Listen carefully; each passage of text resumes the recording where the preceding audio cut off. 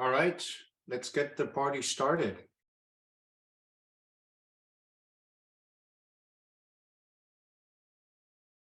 All right. Welcome everyone to another exciting Transatlantic AI Exchange session. Today is April the 20th, 2023. TAIX is a community of experts who are passionate about collaborating and sharing knowledge about innovation technologies, especially around artificial intelligence. Collectively, we are creating and empowering an ecosystem to make meaningful connections and conduct business. My name is Thomas Neubert. I'm born and raised in Germany, a longtime entrepreneur living in Silicon Valley for now over 32 years. I'm the founder of the Transatlantic AI Exchange and the co-founder of the WowDAO, the first global decentralized autonomous organization for AI developers. Allow me to provide a quick overview of this Transatlantic AI Exchange initiative. We call it in short TAIX. First, we want to thank all our partners who are helping us building this valuable network, which has actually grown now to over 8,500 members. Very impressive number. For today's sessions, a special thanks goes to KI.NRW, which stands for Künstliche Intelligenz Rhine-Westphalia, and more to that later, who initiated the collaboration for this event and a follow-up conference where we will co-host actually our European AI Summit as a hybrid event together with a digital demo day conference in Düsseldorf on August the 17th of this year.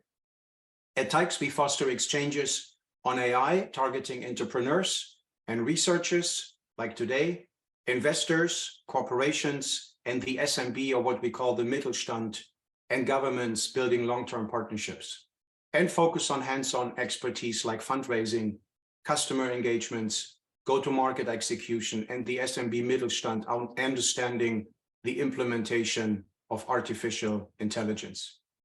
Now, let's talk about our upcoming sessions. So we already have lined up a very series of virtual, hybrid, and physical sessions, as you can see here on the slide, for the whole year. Not all of them are listed yet, but it's still a very healthy pipeline.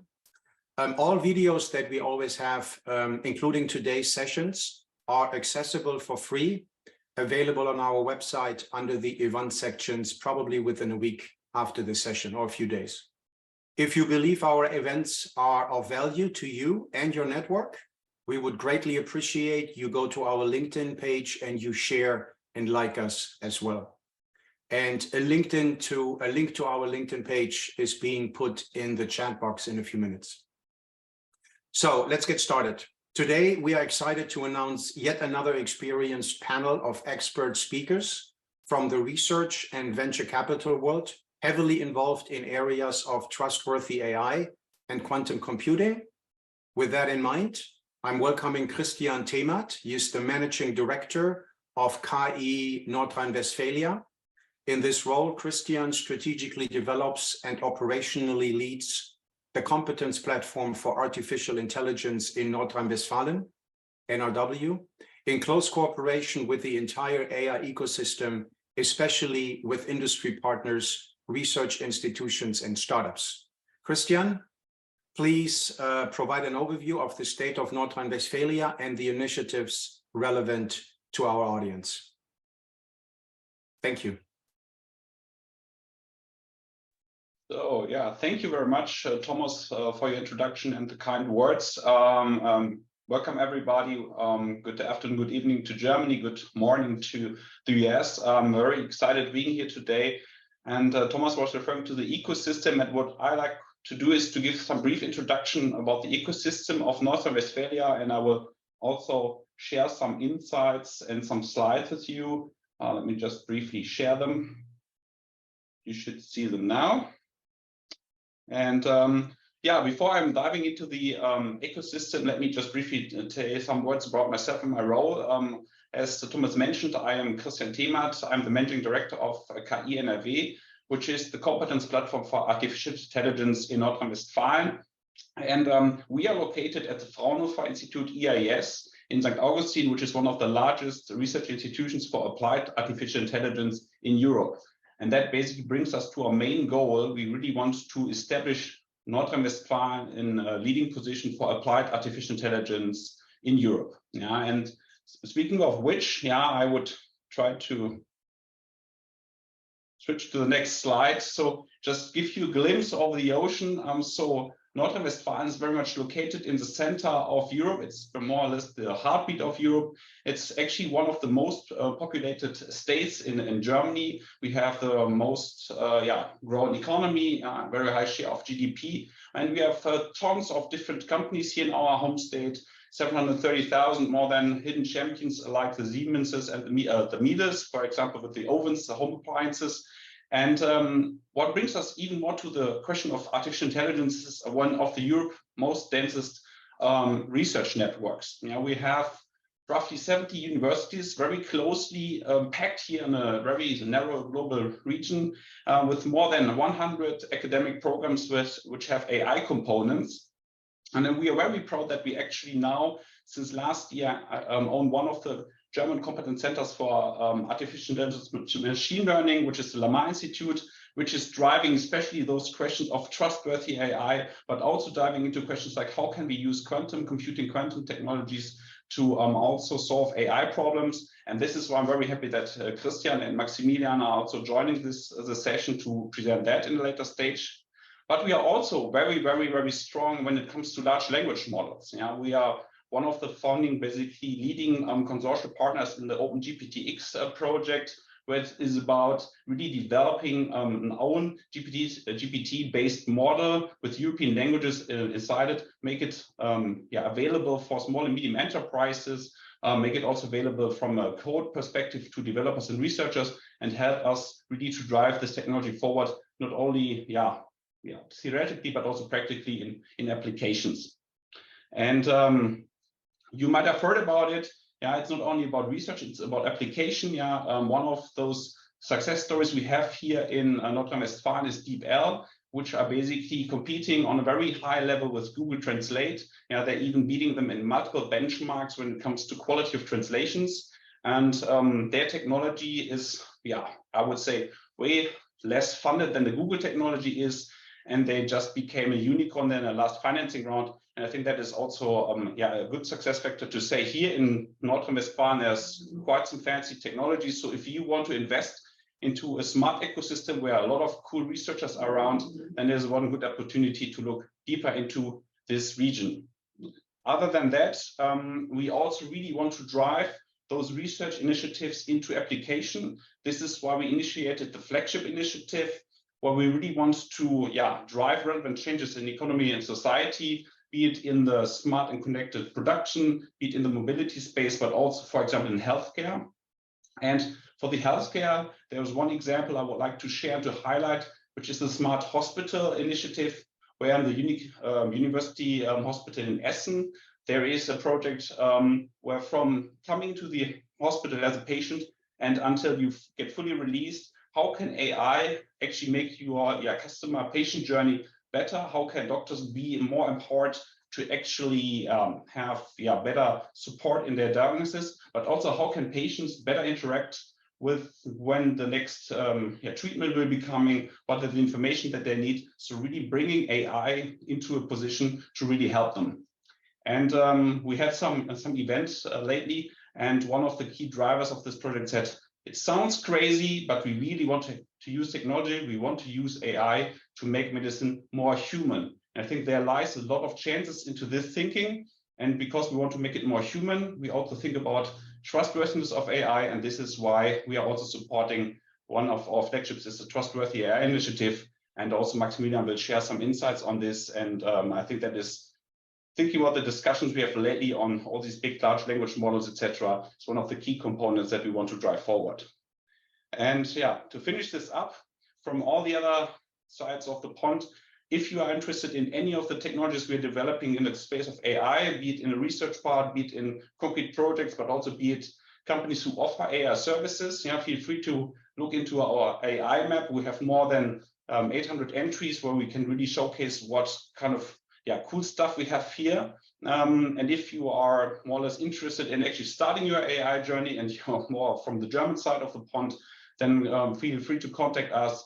We're offering a lot of consulting services, be it a consultation hour, but also design sprints where we really dive deep into the question of which concrete AI use cases can help you to start your AI journey. Or we even have AI shadowings where we accompany your colleagues in your environment and look into the processes where you can actually improve your processes with AI. So whenever you have any interest in this, feel free to contact me. You can also see my LinkedIn profile and you can just scan it and contact me there. Other than that, I'm very happy that we have a fantastic lineup of speakers and would hand back to Thomas for further introduction. Excellent. Thank you, Christian. This was super helpful. So with that, let's quickly introduce the individual speakers for the round today. And I would like to start with the introduction of Dr. Maximilian Porechkin. He is the head of AI assurance and AI certifications at the Fraunhofer Institute for Intelligence Analysis and Information Systems. Maximilian, take it from here. Thanks a lot, Thomas, for the kind introduction. I would also like to share some slides. And as you all know, due to the current hype of ChatGPT, the topic of trustworthy artificial intelligence is on everyone's lips. And in the first countries like Italy, a ban on ChatGPT is already being considered. And while a ban can only be the ultima ratio, this example clearly shows how important it is to be able to prove the proper functioning of AI systems. And draft regulations for artificial intelligence are currently being voted on worldwide. And some of them also include mandatory AI assessments for high-risk systems. And at Fraunhofer, we have been working on this topic for quite some time now, and we have also published one of the first assessment catalogs for AI systems a year and a half ago. And based on this, we have conducted the first AI system assessments in Germany, and we also provide consulting services on this topic worldwide. Our clients in this area include Microsoft, the Munich reinsurance company, Siemens, Huawei, and also national authorities such as the German Federal Audit Office or the Federal Office for Information Security. Together with the Federal Office for Information Security and the National Standardization Body, we have also launched the flagship project Zertifizierte KI, or Certified AI in English, to further advance the development of assessment principles and assessment tools. And I also think that it is important to discuss this topic internationally, because the regulation of artificial intelligence will always reflect local value systems to some extent that depend on local socioeconomic factors. But to operationalize these regulations, we need standards that are usually formulated on an international level and need an international consensus. And also the functioning of international AI value chains depends on global standards.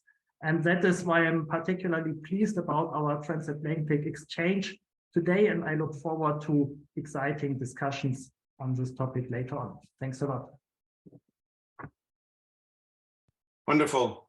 Thank you, Maximilian. Next up, Professor Dr. Christian Baukhage. He's the director for the Lamar Institute for Machine Learning and Artificial Intelligence. Welcome, Christian. Thank you, Thomas. I'm one of 4 directors. This is super crazy. The Lamar Institute is one of 6 competence centers in Germany where we are doing research on machine learning and artificial intelligence. By training, I am part of a physicist, largely a computer scientist. I'm doing research on artificial intelligence and machine learning, and for about 10 years now, I'm actually closely looking into the potential uses of quantum computing for artificial intelligence as well, and I'm looking forward to the exciting discussion we are going to have about this topic.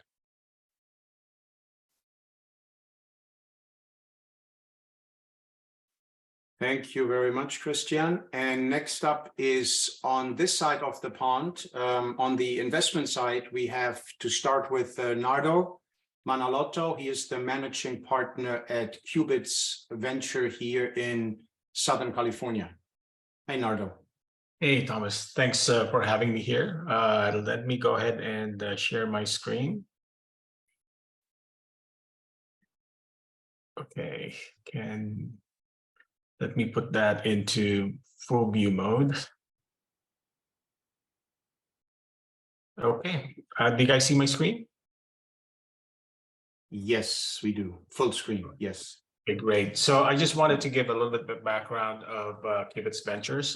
Qubits Ventures is a venture fund investing in pre-seed and seed level stage quantum technology startups, solving complex challenges that creates positive societal impact. So hopefully that's a pretty simple explanation as to I am all for trustworthy quantum, trustworthy AI as a venture fund. So what I wanted to share is wanted to show kind of like the importance of this critical technology from many different countries. So the slide that you have in front of you right now shows, this is a 2021 slide from Cureka. It shows the investment levels of different countries when it comes to quantum technologies. And you can see it's a handful here. There's about a dozen countries here. We have Canada, we have the US, we have China, we have India. You have the European quantum flagship as well. So anywhere from millions of dollars to billions of dollars, with China really leading the pack. So moving over to 2022, you could see more countries have decided to join in the foray of quantum technologies and quantum computing. Why is that? I think they see this potential emerging and nascent technology as a critical technology that would impact country initiatives, especially those in the strategic areas of defense, cybersecurity, and anything that's advancing the computing aspect of a country.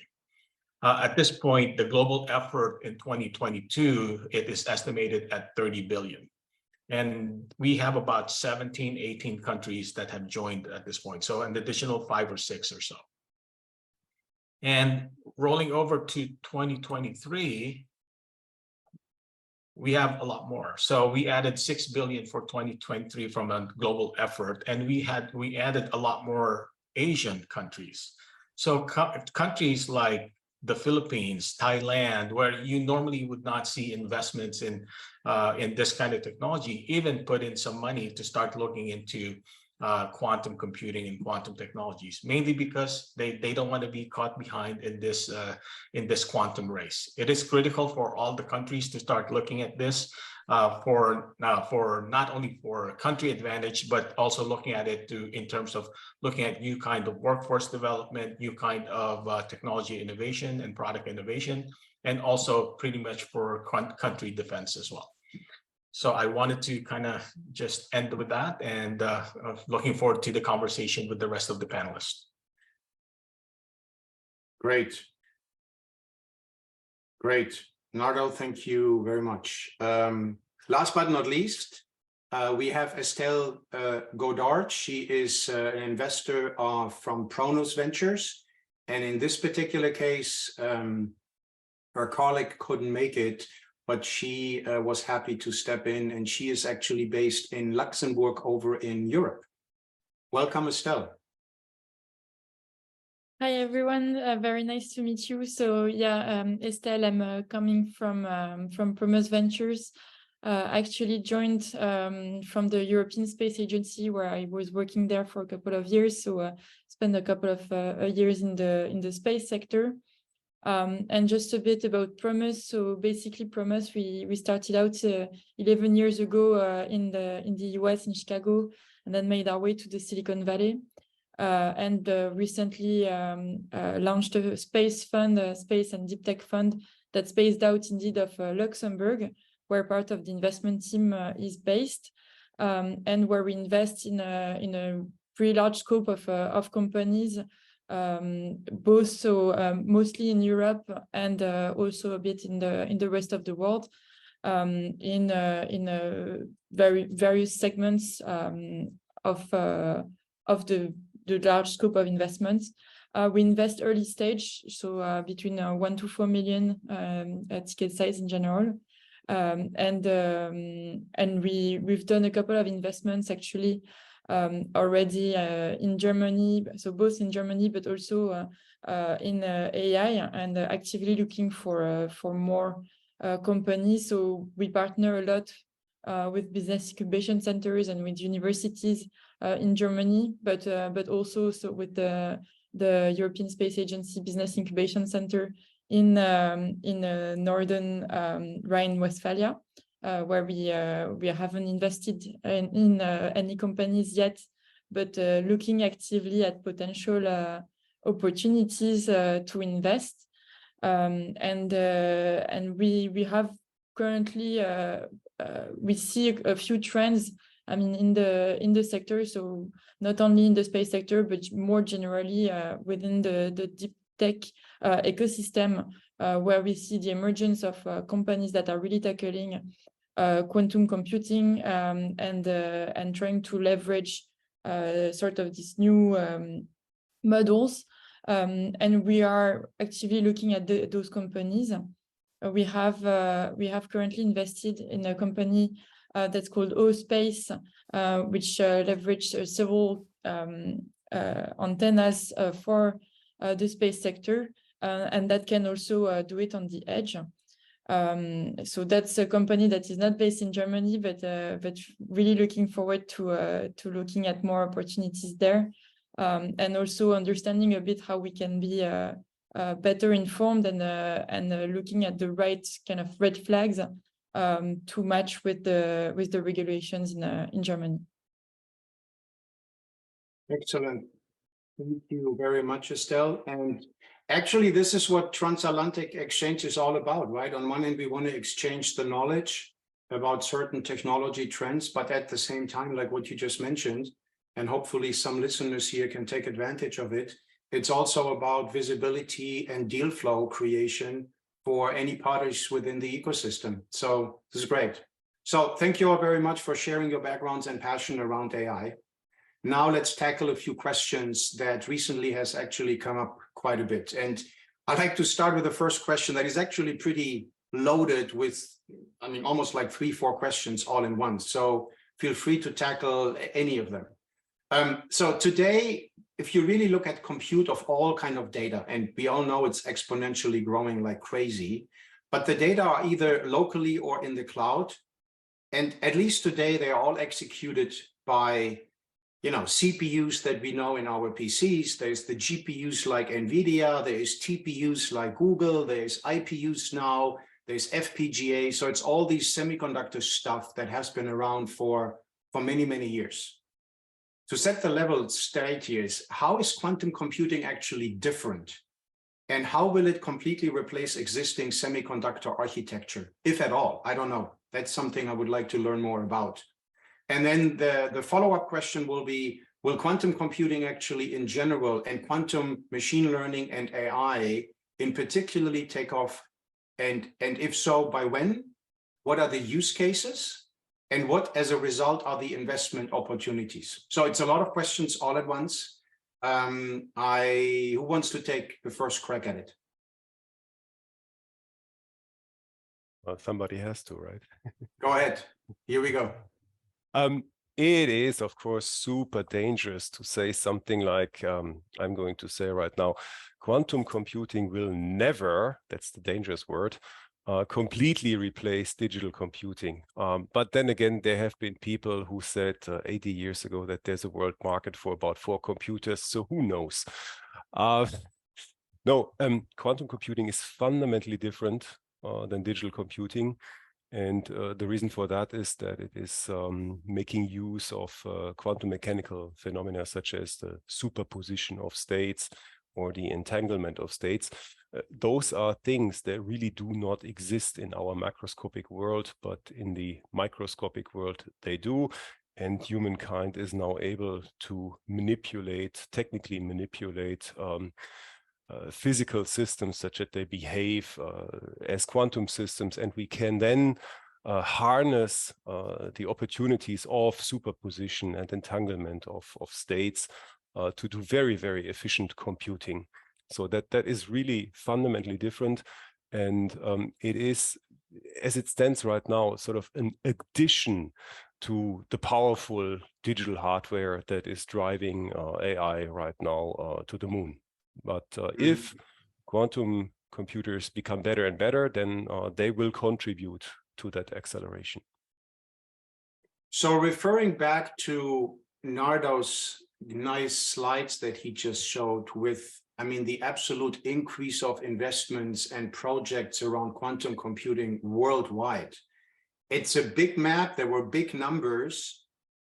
What is there today to show for? I mean, what has been the progress with all that money that goes into a black hole, and what country is doing what? Where's the state of this whole at the moment? Right now, for a couple of years already, we do have working quantum computers. We know that it's not just a theoretical concept anymore, it is practical reality.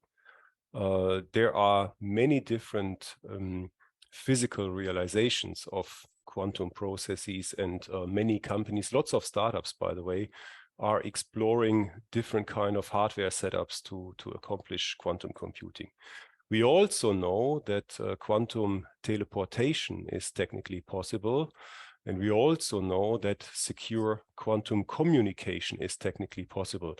So the latter, once it can be scaled to practical use cases, will probably revolutionize communication over the web or so, make it more secure in the sense that you could recognize whether somebody is tampering with the data you're transmitting or not. That would be recognizable if you do it in a quantum way. With respect to quantum computing, those machines work. Currently, they can reliably manipulate up to a couple of hundreds of qubits for quite some time, not for very lengthy time frames, but we can do quantum computing.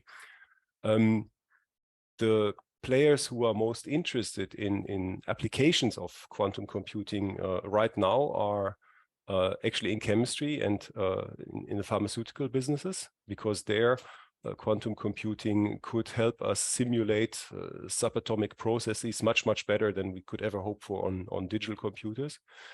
And then every business that has difficult planning and optimization problems, go-to example is logistics. So whenever we're dealing with really difficult combinatorial optimization problems, as they are called, their quantum computers will make a complete difference. Interesting.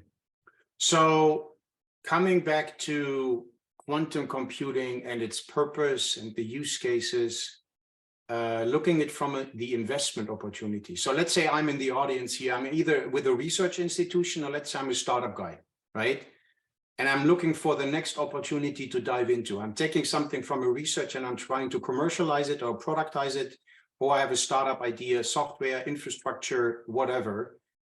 Nardo and Estelle, where do you see what do you look for when you go out there and look for investment opportunities around this space? And maybe you have some examples of what you have invested in, so people get a feel around quantum, where actually the activities are. Okay, yeah, thanks, Thomas. That's a good question. So for my investment thesis as a fund, I invest in quantum technologies, sector agnostic, so pretty much broad from a thesis perspective, right? So when I say areas that I invest in are anywhere from quantum applications, which some of them are, the Christian had mentioned, anything that has to do with quantum and AI combinations, optimization, simulation, cybersecurity, the post-quantum cryptography piece of it, I invest in those. But if you take a look at the entire full technology stack, right? So remember when we were trying to develop the old PC, right? So the PC doesn't become a PC until you develop all of the different pieces of the quantum supply chain. So I invest pretty much in that entire stack, provided when I say entire stack, this could be including, quantum devices, sensors, picks and shovels, photon detectors, and things like that. So there's a device component, chip component aspect of things that I invest in. I invest in system software components of pieces as well, like platform technologies that could make it easy for developers to develop on top of quantum machines and making it more quantum machine agnostic. I would invest in those kind of software. And then the other piece is, as Christian also alluded to, we're not going to live. I don't think we're going to live in a quantum only world, right? So we're going to live in more of a hybrid approach, utilizing the capabilities of what these CPUs are, different kinds of processing units are good for. So a big piece of my thesis is what I call the integration transitional technologies or interconnects that will connect all of these different capabilities into a single architecture. So things like distributed computing, things like node-to-node interconnect of GPU, CPU, QPUs into a single chip. So there's a lot of innovation that would happen there. Some of the areas that I am very interested in, for example, a few of my portfolio companies, I invested in a photonics-based quantum computer company. I've invested in the intersection of quantum technology, quantum physics in battery application, which is really in the forefront of trying to see whether there's something there, and that's a very exciting area. I invested in post-quantum cryptography on the cybersecurity side as well. So there's definitely many areas. What I am interested in is quite a bit is the combination of quantum and AI. So hope to have more conversation on that. Okay, and maybe Maximilian and Christian in a minute can share some of the opportunities that you may have to look into as an investor as it relates to Germany and NRW. But before we go there, Estelle, anything you add from your end? Yes, thank you. So basically on our end, we are not as specialized into quantum computing. I mean, we are looking more at deep tech in general, but quantum computing is part of it. And we basically look at large transformational technologies that can and large mature industries. So we look at trying to support companies that execute business models and try to develop new markets and new technologies using kind of as a service models, but also marketplace and usage based. So we like to look at potential components, but also solutions that are going to leverage software or new ways to bring efficiency into the industry through the use of quantum computing, for instance, but also looking at processors, microchips. As I said, we've invested in Allspace that's trying to bridge and connect satellites within all of the different orbits, and they're trying to really improve the connection. And we were mentioning earlier on that one of the use cases was actually to have secured communication in place. So that's a field that we are looking at in particular. But also, I mean, within the general fields of space, there are huge potential for companies to really leverage quantum computing, and especially the huge amount of data that is generated in space, to make sure that we bring back only the data that is necessary on Earth for the applications. So that's a field that is developing a lot and where we see a lot of applications. And we are very interested to know more about how we can engage with those companies, but also how long they will take to generate, and also if really there is an application that is, I mean, in the short term, And I mean, I say short term, but we are investor in deep tech companies, so we understand the lag in timing. But we want to understand, I mean, as Nardo was saying, what is really the application of quantum mixed with AI, and if there is an opportunity for us to dig in more now, or if we should wait for a little bit and focus more on those applications that leverage data and that have very specific and targeted needs, such as in chemistry and biology. Okay. Let me pick up on what you just said, and I'm throwing it over to Christian and to Maximilian. If Nardo and Estelle would show up tomorrow morning in Düsseldorf or wherever in NRW, and they are offering you a full day of their time, and you can present to them anything that you want that should be in their interest to invest in, right? In whatever use cases, whatever the segment is, whatever the startup is or a research project, what kind of project, what kind of startup would you be able to present to them? What would you pitch them? So I would take them into a fancy ride through our home state to Siegen, bring them to Electron, who are working on a quantum computer, which is trying to manipulate the qubits with microwaves, which is quite some new kind of technology in this space. They have quite some fascinating performance values. So I think that would be a nice introduction, a nice discussion of how this technology can be driven forward, and talking about qubit stability, how to drive then this as a solution for the larger, bigger problems. But this is one of those highlight projects, startups that I have in mind. And also I would bring Daniel Stadler with me, who is running basically the quantum competence platform here in this home state, because he also knows quite a bit about who's then just developing these kind of things. So he would recommend Electron, and you guys would talk on the drive and figure out what else to spend your time with. Maximilian, anything to add, or you would agree? I agree. I think the topic of trustworthy quantum computing is still at a very early stage. But if we take some broader look on trustworthy artificial intelligence, we observe a very interesting trend that there's a demand for automation of AI assessments, and there will be many more AI assessments coming up with regulation being put in place.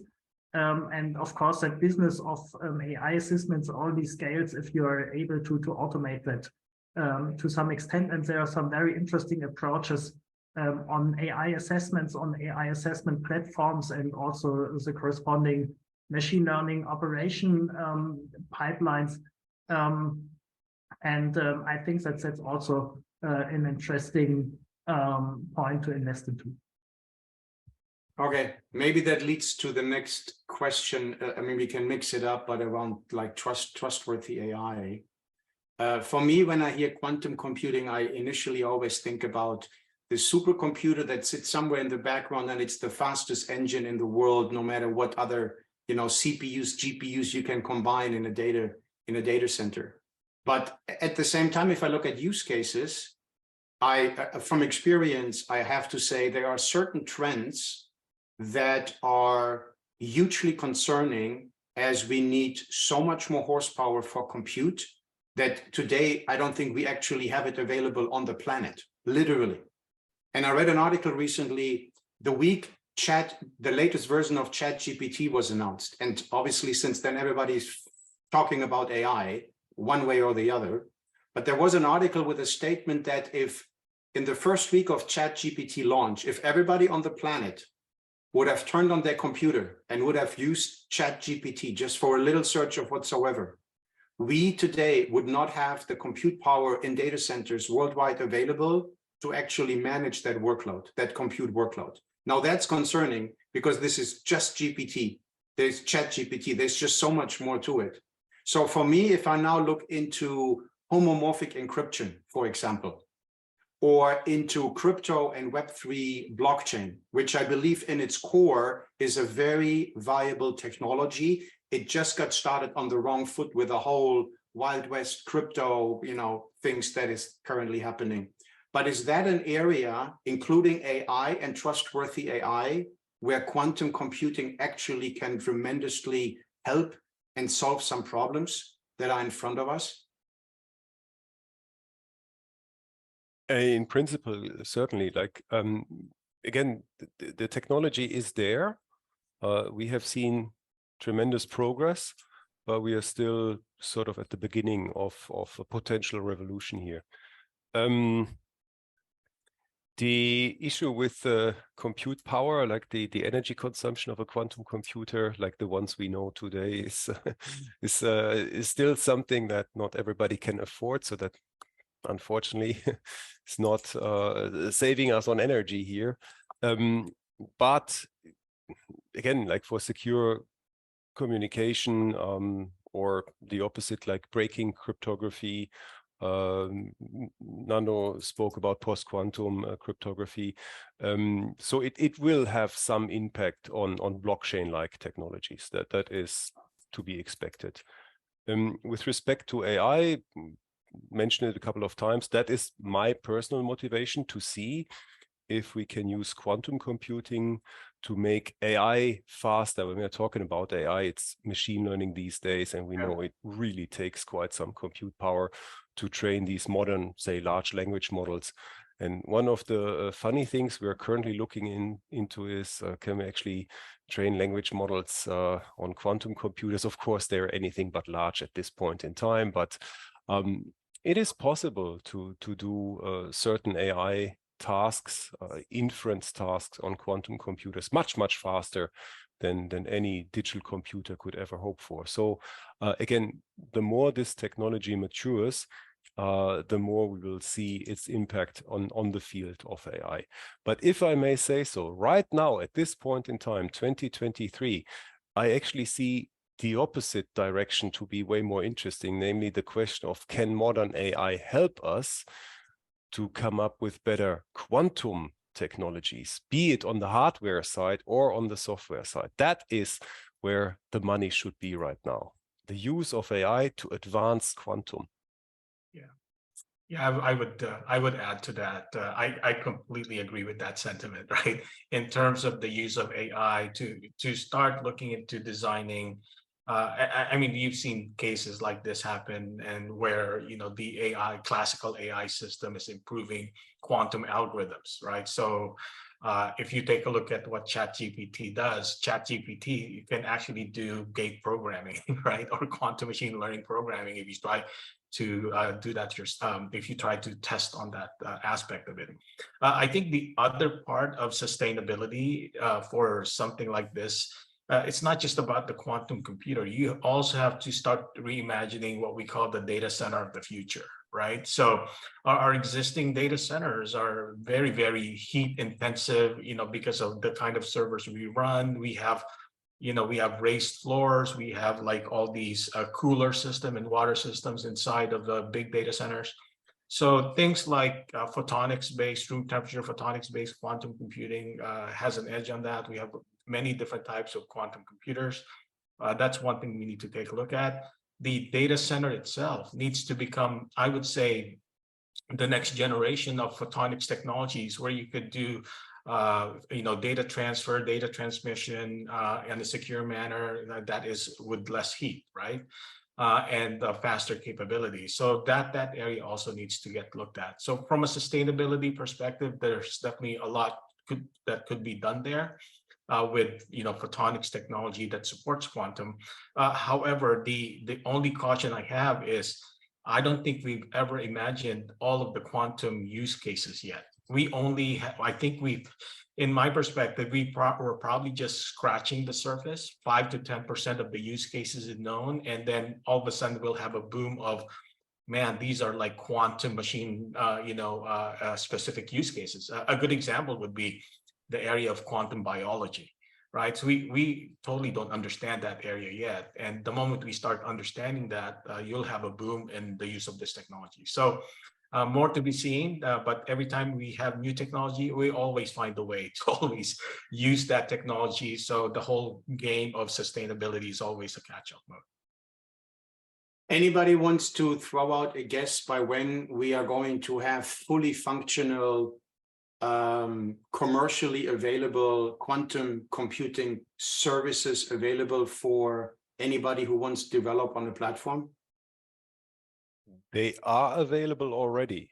Okay, for a reasonable price and yeah. reliable, I should add. Yeah, for reasonable scale of applications. That's the issue at this point in time. Okay. Is really basically impossible to hazard a guess, but I really think that it will accelerate now because people will do this AI assisted. There will be new ideas for quantum computing architectures, and very importantly, there will be new ideas for quantum computing algorithms. Okay. Let's shift a little bit to the other topic, the trustworthy AI, trusted AI. If you look at AI, AI is really a sophisticated computer programs like training models for inferencing, as simple as that, for example. But what about the trusted AI aspect of it? Can we trust these outputs of these models? Who controls these programs in the first place? Who defines the parameters?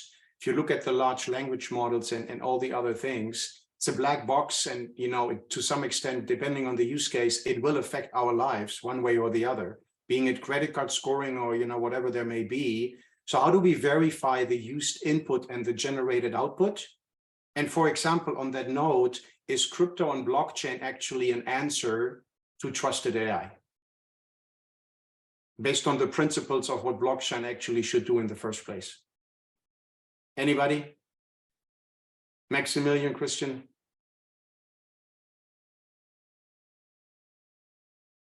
Maximilian, you go ahead. I think there are different approaches to make AI trustworthy. Basically, if we look at related areas like information security, for example, we see that we have organizational measures and we also have technical measures. And both will also be true for artificial intelligence. So there's a notion of trustworthiness for organizations, and there's also a standard being currently developed that defines trustworthiness of organizations, and is an analogon of AI quality management, of quality management standards or information security management standards. And you can also think about management standards, management system standards for artificial intelligence. And then there's also the technical level to assess the quality of AI systems, and that's much harder. And at the moment, it's also a lot of manual work. So the way we do it is to conduct interviews and to compare whether the methods deployed by the developers of that system correspond to the state of the art, because on the system level, there are also many standards missing so far. And as I said previously, a very interesting question is to what extent you can automatize that kind of assessments. What kinds of tools you can use to assess the quality of AI systems, to make AI quality actually measurable. And that's a very interesting field, both from the investment perspective, but also from a research perspective, where many things will still happen, I guess. Okay. Anybody else on that topic? I would add one perspective of this whole discussion of ChatGPT, etc., shows us, and also developments in quantum computing, these technologies will be not only there to stay, but they will become an integral part of our life. So the question that a lot of people are asking around in society, also political people discussing this. So how can we as humans in a world interact with these things, and in the same time use the innovative potential to tackle things like improve quantum computing, sustainability, etc. So there's a lot of things where technology can help to make this better. And I think if it's if we are somehow in the middle as AI derogating our AI supporting tools, there needs to be at some point in time some measures to make this as trustworthy as it can get. Yeah, and I think there is tools that are currently in development, using the right kind of training data, using the right kind of filters, etc.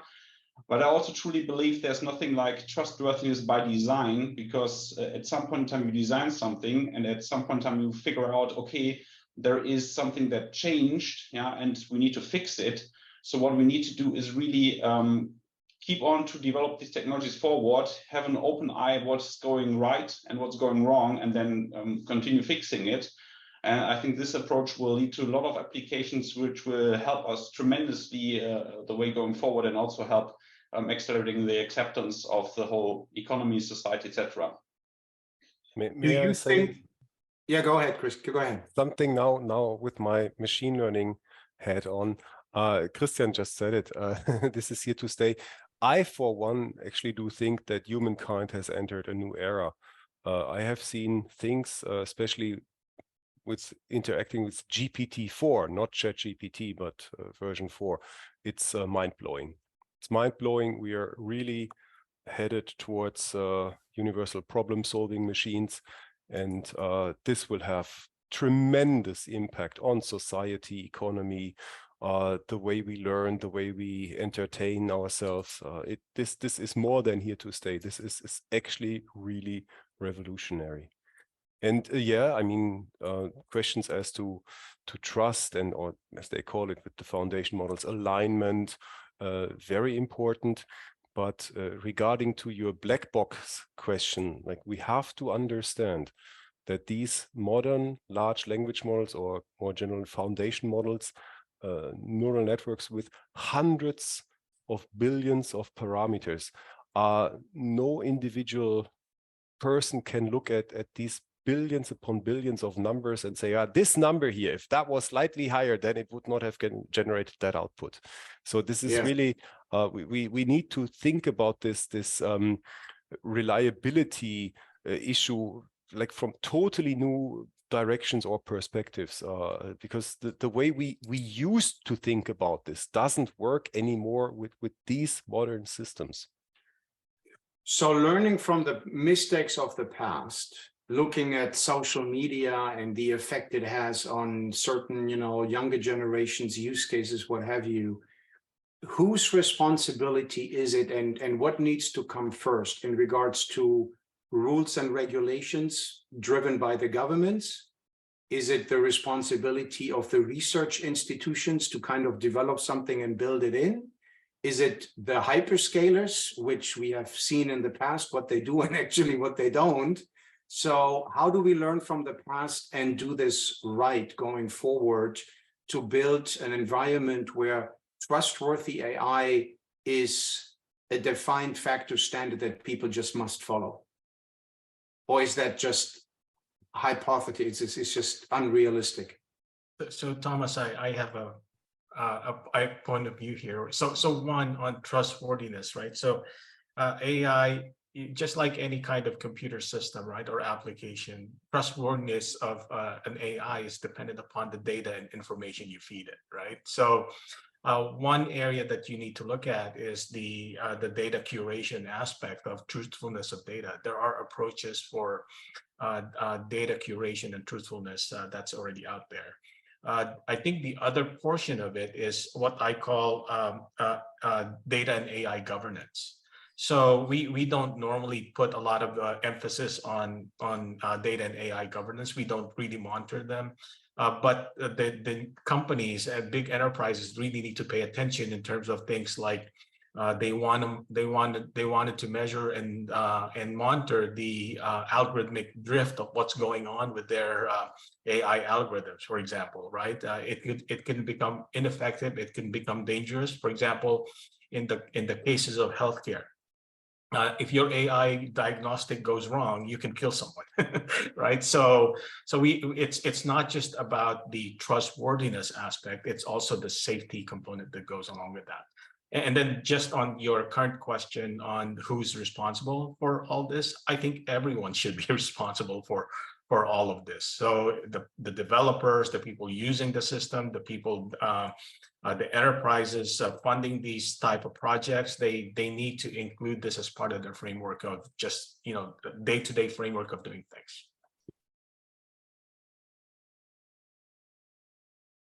Okay, that's an interesting comment. I agree with you in theory that everybody is responsible, but if we leave it that way, then nothing will happen because everybody will point to the other side. That's normally, you know, the reality.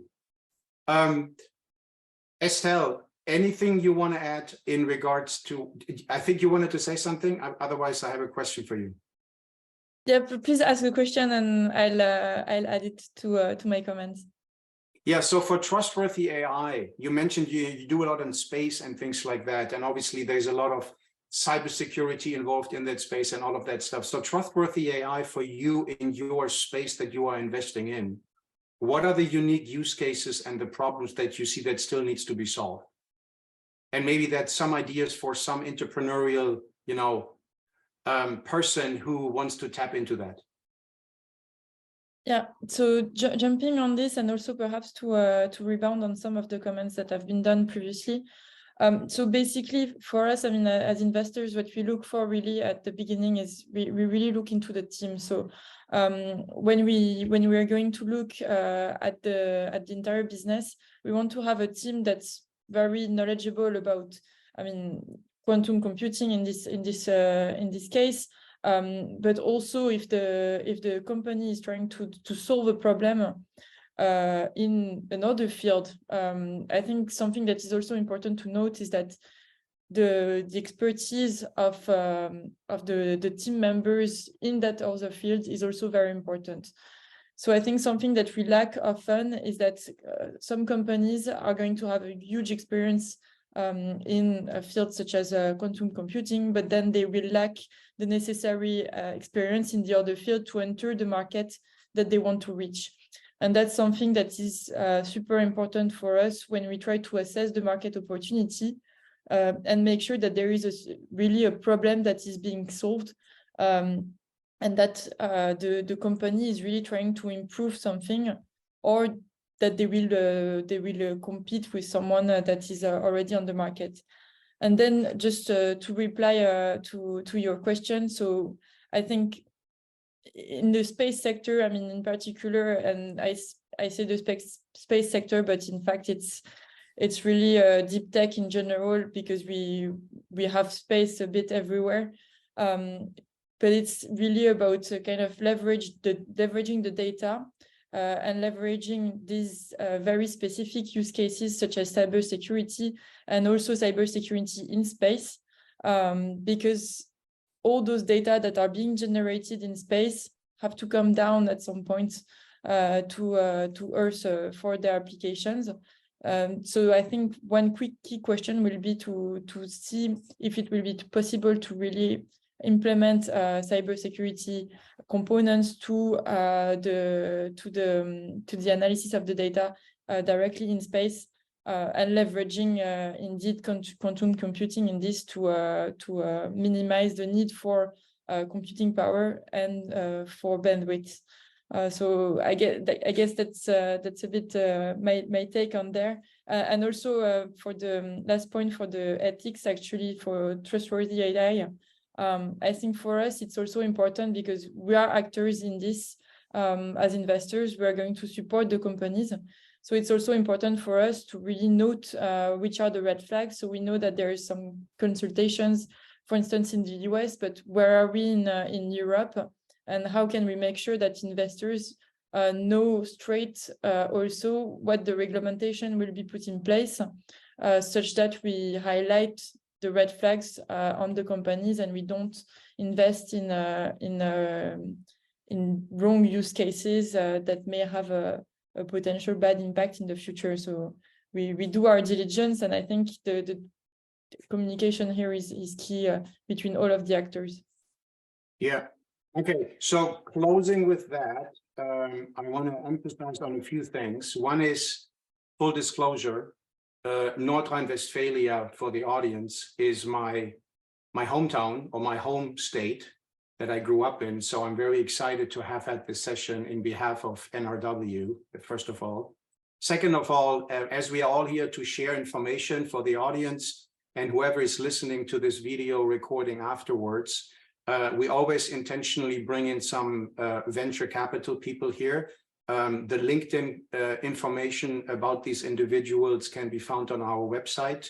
If you have questions, if you have ideas, feel free to reach out to Nardo and Estelle. Again, Estelle is based in Luxembourg, in the middle of Europe, and Nardo is here on the West Coast.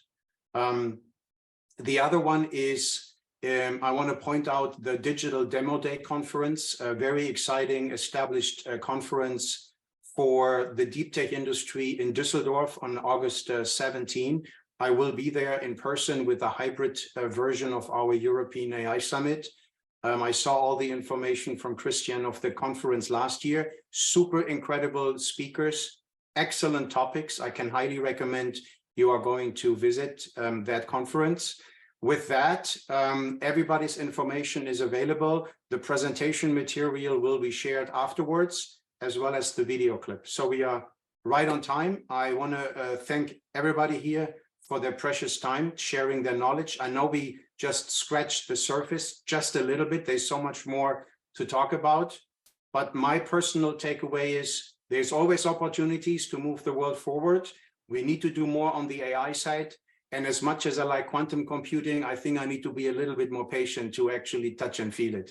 It takes longer than what I expected. That's my takeaway. So with that, thank you very much. And everybody have a great day and have a great week.